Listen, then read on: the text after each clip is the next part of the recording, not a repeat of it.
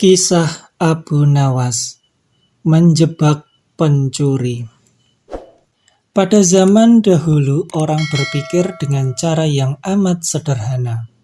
Dan karena kesederhanaan berpikir ini, seorang pencuri yang telah mengambil 100 keping lebih uang emas milik seorang saudagar kaya tidak mau menyerah. Hakim telah berusaha keras dengan berbagai cara, tetapi tidak berhasil menemukan pencurinya. Karena merasa putus asa, pemilik harta itu mengumumkan kepada siapa saja yang telah mencuri harta miliknya, merelakan setengah dari jumlah uang emas itu menjadi milik sang pencuri, bila sang pencuri bersedia mengembalikan. Tetapi pencuri itu malah tidak berani menampakkan bayangannya.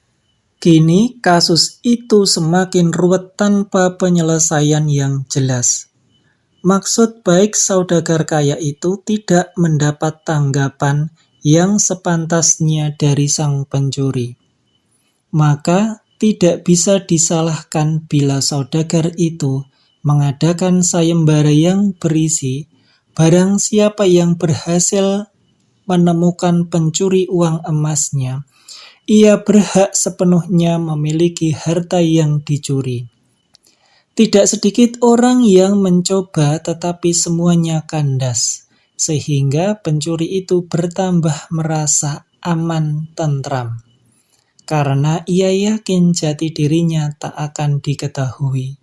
Yang lebih menjengkelkan adalah ia juga berpura-pura mengikuti sayembara.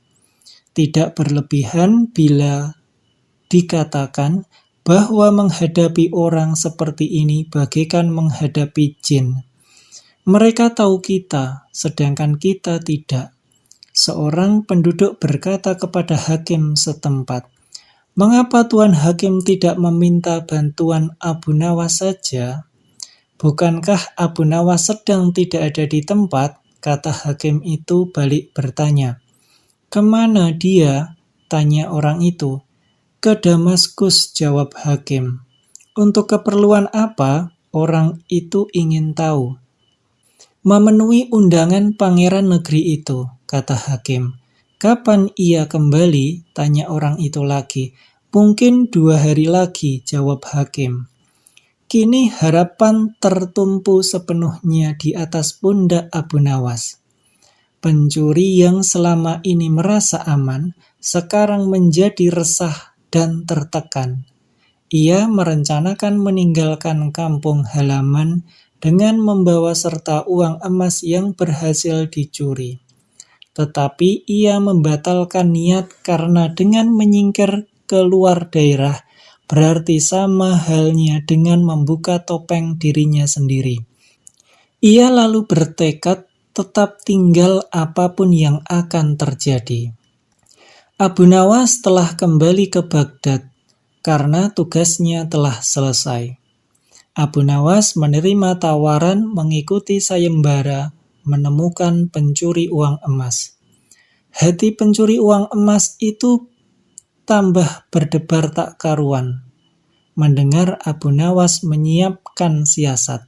Keesokan harinya semua penduduk desa diharuskan berkumpul di depan gedung pengadilan. Abu Nawas hadir dengan membawa tongkat dalam jumlah banyak. Tongkat-tongkat itu mempunyai ukuran yang sama panjang. Tanpa berkata-kata, Abu Nawas membagi-bagikan tongkat-tongkat yang dibawanya dari rumah. Setelah masing-masing mendapatkan 1 tongkat, Abu Nawas berpidato, "Tongkat-tongkat ini telah aku mantrai. Besok pagi kalian harus menyerahkan kembali tongkat yang telah aku bagikan. Jangan khawatir. Tongkat yang dipegang oleh pencuri selama ini menyembunyikan diri akan bertambah panjang 1 jari telunjuk. Sekarang pulanglah kalian."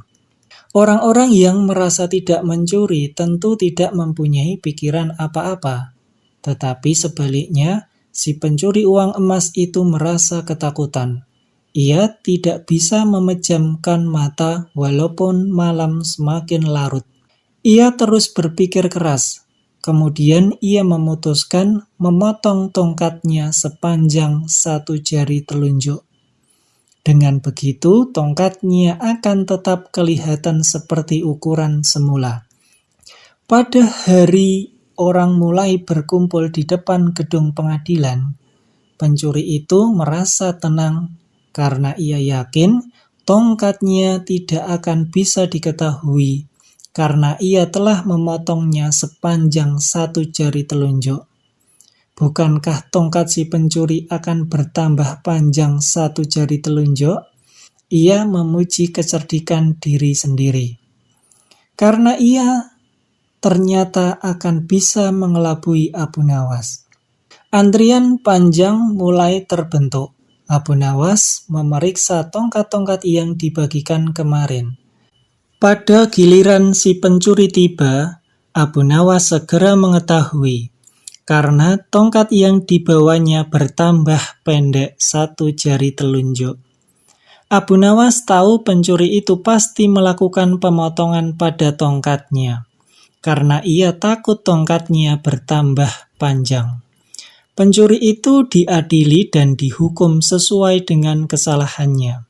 100 keping emas kini berpindah ke tangan Abu Nawas. Tetapi Abu Nawas tetap bijaksana. Sebagian dari hadiah itu diserahkan kembali kepada keluarga si pencuri.